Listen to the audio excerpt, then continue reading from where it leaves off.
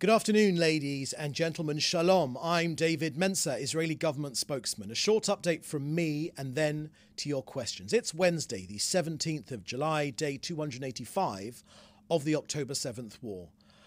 On our hostages, yesterday, families of 5 young female hostages showed pictures of their children taken during the early days of their captivity, bruised, bandaged, lying on mattresses on the floor in Hamas captivity. Agam Berger, Daniela Gilboa, Liri Albag, Naama Levy and Karina Ariev, all aged 19 or 20 years old, beaten, bruised and wounded from their horrific abduction. 120 of them, men, women, children, the elderly, Israelis, but also from 24 nations. Horrific abuse.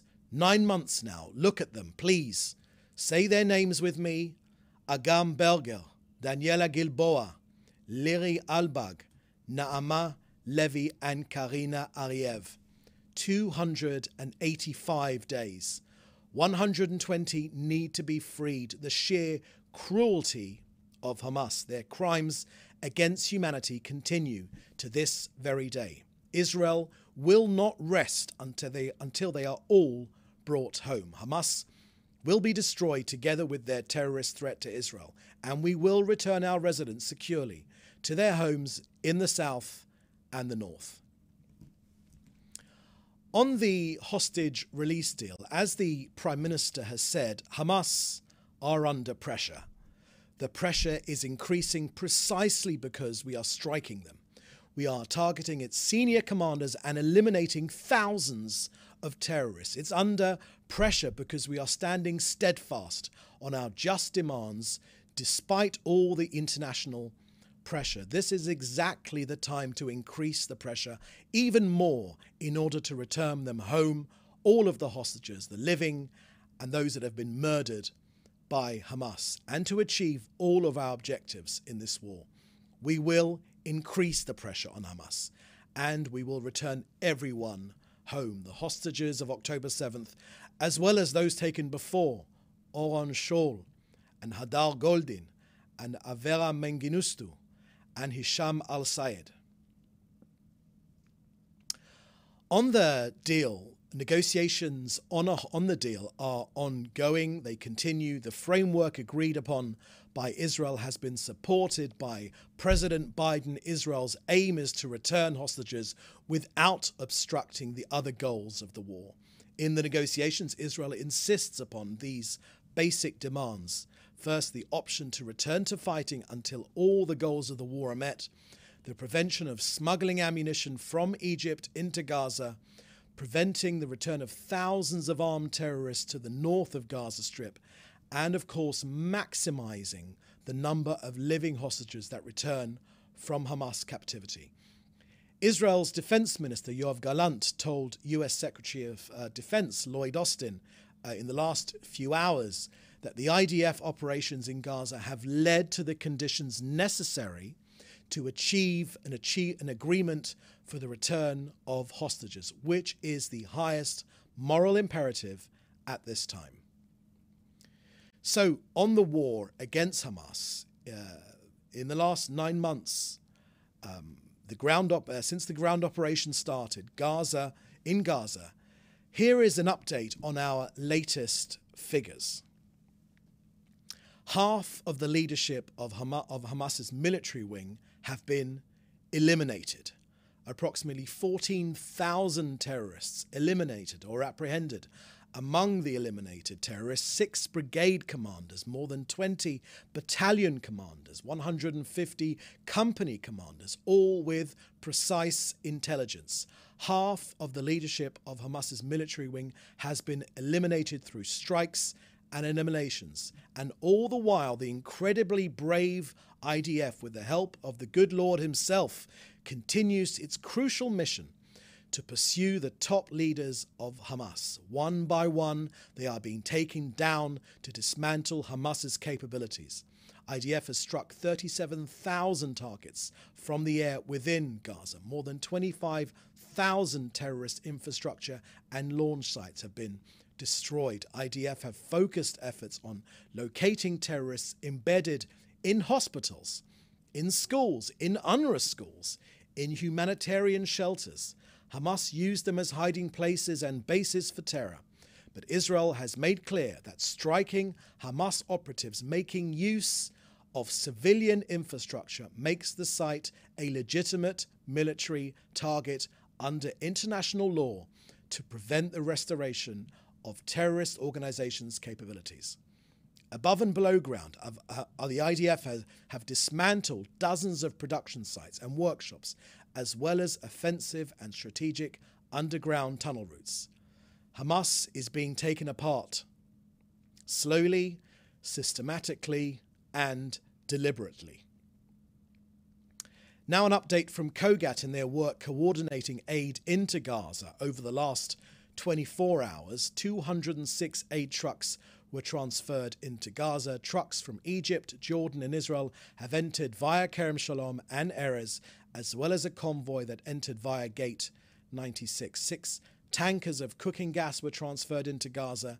And today, Kerem Shalom, which as you know is the main humanitarian aid crossing into Gaza, came under Hamas fire.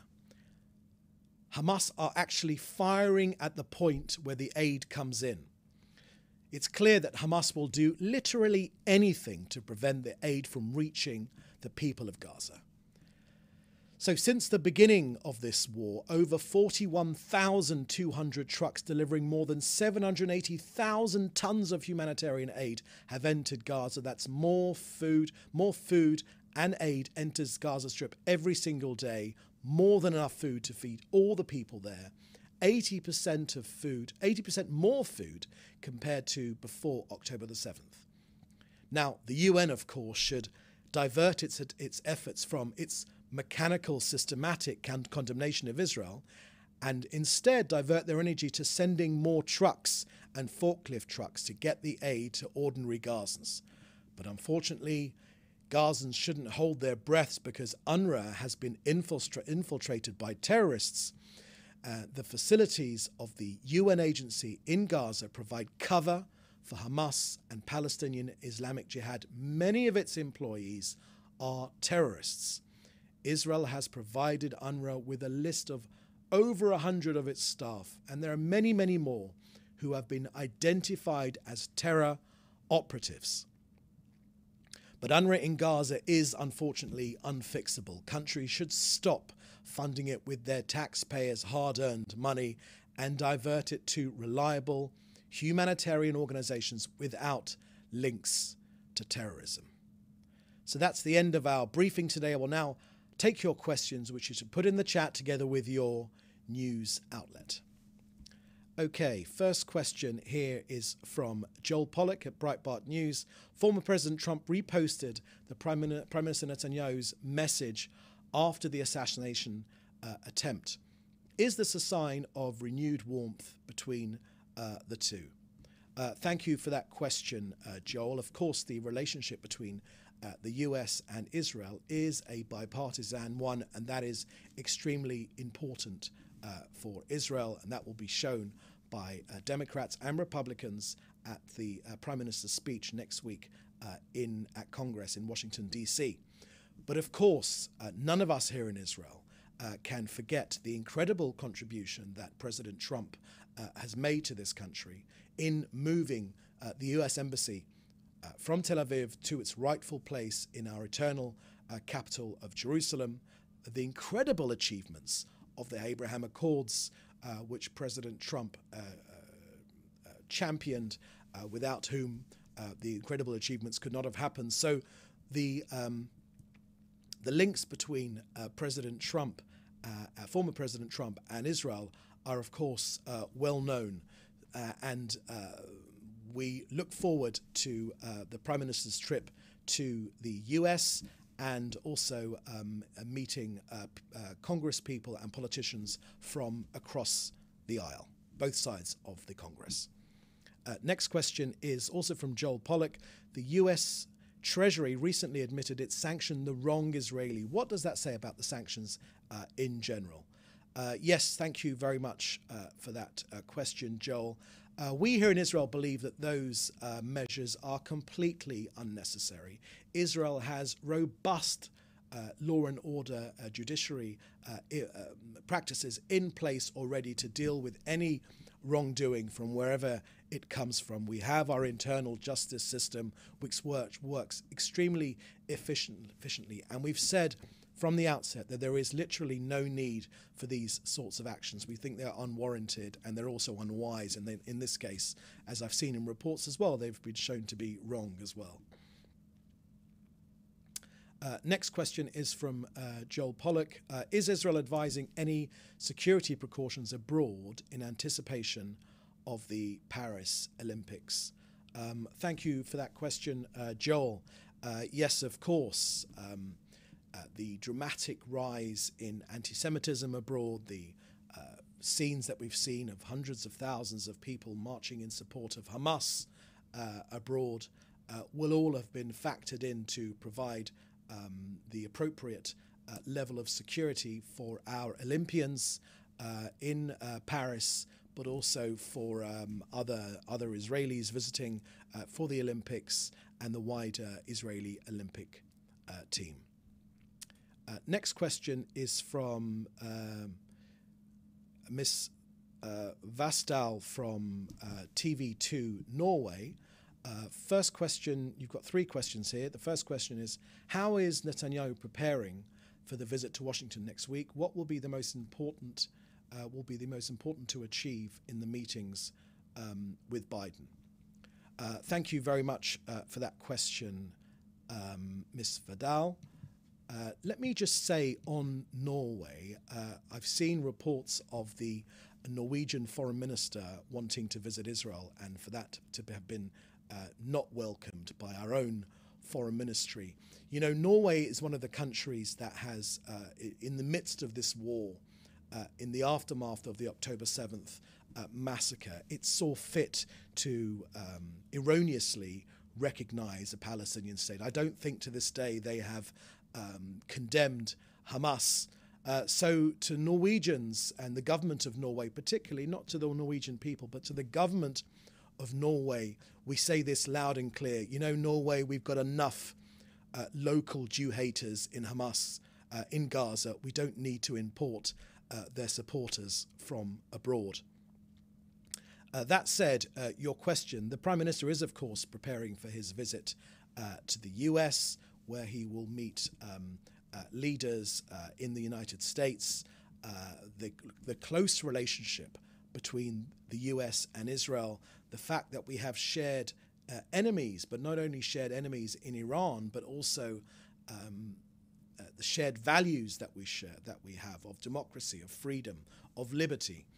Those are the things which bind our two nations together. Our enemies, like Iran, they of course call us the little Satan, but they call the US the great Satan, and they include in that other democracies as well.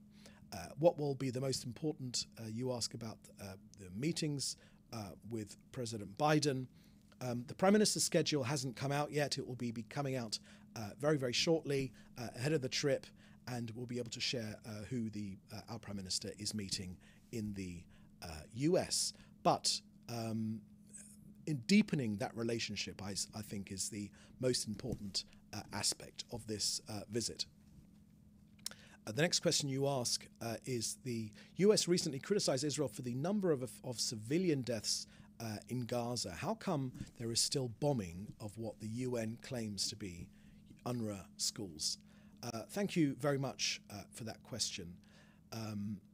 I saw the Matt Miller at the State Department's comments talking about civilian deaths. Of course, every single civilian death is a tragedy, but it's a key part of Hamas's strategy to embed themselves. In fact, I would say quite clearly, and we know this for a fact, that Hamas would like 10 times more Gazan civilians to have been killed. 10 times. Now, the facts are this. You haven't included it in your question. These UNRWA schools are used by Hamas and Islamic Jihad to take shelter. They specifically embed themselves into areas where there are civilians. That is a key part of their strategy.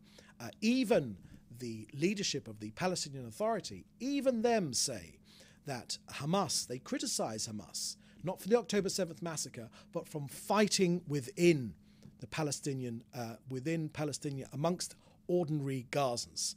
And I made clear in this briefing that Israeli army going after these terrorists in order to stop them from committing terrorist acts is legitimate under international law. We will always make up-teen efforts to ensure that Gazan civilians are moved out of harm's way whenever possible. That's been a key war aim, and that is the reason why after this war it will be shown that the number of the terrorists to Gazan civilian ratio is lower than in any similar urban warfare combat war than there has ever been. We believe it's as low as 1 to 1. The UN average is closer to 1 to 8. So I would be, I think you should correct that misnomer that we're targeting UNRWA schools. We're targeting Hamas terrorists in civilian areas, and they are legitimate targets. Every civilian death is a tragedy, but it is the responsibility for those for Gazan, ordinary Gazans' death, fall at the feet squarely of Hamas. Third question from TV2 Norway is, what is Hamas's capabilities after the successful elimination of Rafah Salama? Any news on Mohammed Daif? Thank you for those two questions. I've made clear earlier in my briefing our assessment of Hamas's capabilities. We're continuing to go after them. We have smashed the 24 battalions. Many in the West, including in Norway, told us that we should not go into Rafah, that we should not go into Khan Yunis, that we should not go after Hamas, but we are smashing them piece by piece, deliberately, systematically. We're going after these terrorists, and no one should be any in doubt that given half a chance they will regroup. But the only reason that we are making success with these hostage release negotiations is precisely because of the unrelenting military pressure being put on the neck of Hamas. These are murderers. They are murderers, filthy, filthy murderers, but we're going after them, and we won't rest until Hamas is defeated militarily and their governmental strategies. We bring all of our hostages home, and of course we ensure that Gaza can never be a threat to Israel again. Next question is from David Clement from the News Forum. Human Rights Watch has released a report confirming that Hamas and affiliated fighters committed war crimes and crimes against humanity. Human Rights Watch has regularly been critical of Israel and the IDF. Does the Prime Minister's office have a response to that report? Thank you very much, David, for that question. Israel did not need the Human Rights Watch report. We had the video footage, the live stream GoPro video footage, which Hamas themselves filmed, of the rapes, of the beheading, of the burning of families alive, of the mutilations, of the terrible horrors that have not been meted against the Jewish people since the time of the Holocaust. This was the largest day of Jew killing since the end of the Second World War.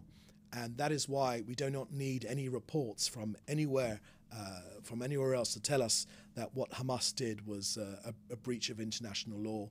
We've got the video footage to prove it, for heaven's sake. And it's welcome that some of these pseudo NGOs are now admitting that there was human rights abuse as well. For heaven's sake, we've been seeing these things for we've been reporting these things for 9 months now.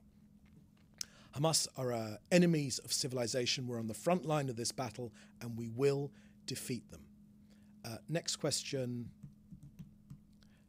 is from Jim Williams from Zenga. Yesterday, the State Department press briefing, Matt Miller and the White House briefing with Karine Jean-Pierre both emphasized that silence should not be interpreted as a lack of progress in the hostage ceasefire talks. Miller mentioned that CIA Director Bill Burns and representatives from Israel, Qatar, Egypt, and Hamas are engaged in round-the-clock discussions to secure the hostages' release. Is this consistent with the information coming out of the Prime Minister's office? Thank you very much for that question, Jim. Throughout this hostage release negotiations, there are two things which are clear. Number one, it's been Hamas that have walked away every single time. Why are they not walking away now? It's because of the sustained military pressure. The Prime Minister has made clear just in the last few minutes in his speaking to the Knesset, our parliament, whereas in the past Hamas have been adamant and not bent, our military pressure has forced them to bend. Look, we've been here many, many times before, unfortunately. We've tried our hardest. It's in front of our eyes every single moment of the day to get our hostages home. That's all we think about. It's the key war objectives to bring our people home. But we know that this pressure is having an effect on Hamas. The second thing is that, with permission, Jim, and you'll forgive me, we're not giving a running commentary on the status of these negotiations because lives literally hang in the balance. So you'll forgive me for not giving you the ins and the outs of every single thing which has happened. But within this briefing I've just given you, a pretty comprehensive statement of the current status quo and Israel's position. Next. From another question from Joel Pollock. Does the Trump post reflect warming of relations with Netanyahu after a chill? Thank you very much for that question, Joel.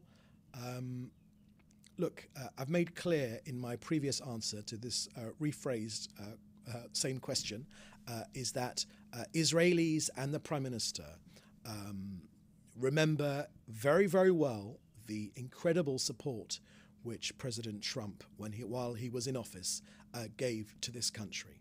And I talked about the Abraham Accords, which were absolutely unprecedented and still remain the basis for future negotiations with other Arab states, notably Saudi Arabia. So we remain extremely grateful for that fact. And of course, moving our embassy from Tel Aviv to its rightful place, moving the US embassy from its rightful place, moving it to Jerusalem, the eternal capital of this people. Many presidents in the past promised to do it. It was President Trump that did it. Now, that being said, the US is already very firmly in its election season, and as a government spokesman, I will say this again, that Israel's relationship with the US is a bipartisan relationship. We have strong support from across both sides, and that's something which is very, very important to us. But of course, none of us here remember the incredible support during this war as well that former President Trump has made for Israel. Number two, you ask, is Israel concerned about security? Oh, yes. So these are questions which you've already asked. Okay. Next question from Hannah Julian from the Jewish Press. Last night, Hezbollah fired dozens of missiles into Kiryat Shmona, Meron, and Nahariya.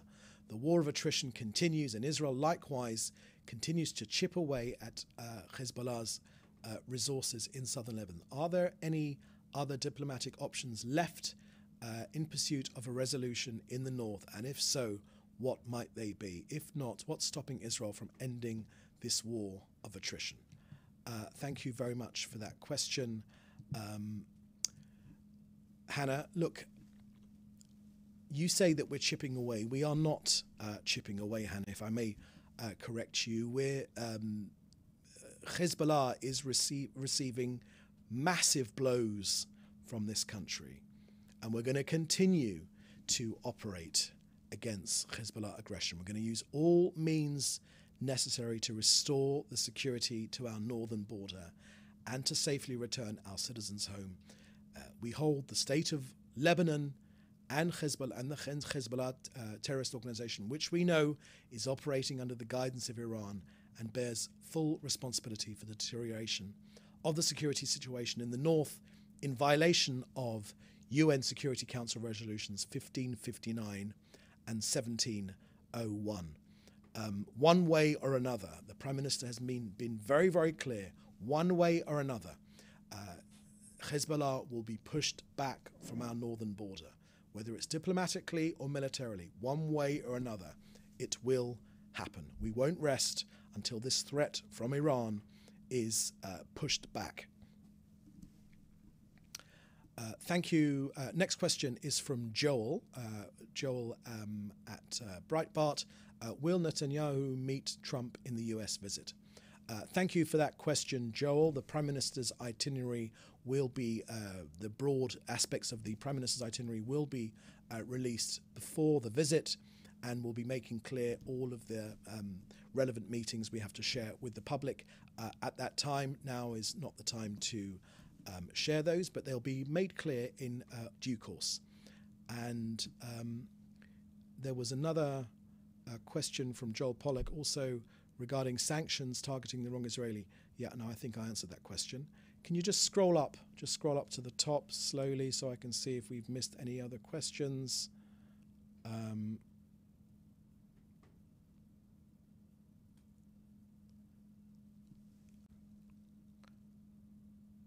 No, I think that was the last question. So with that, can I thank you all for joining us here today?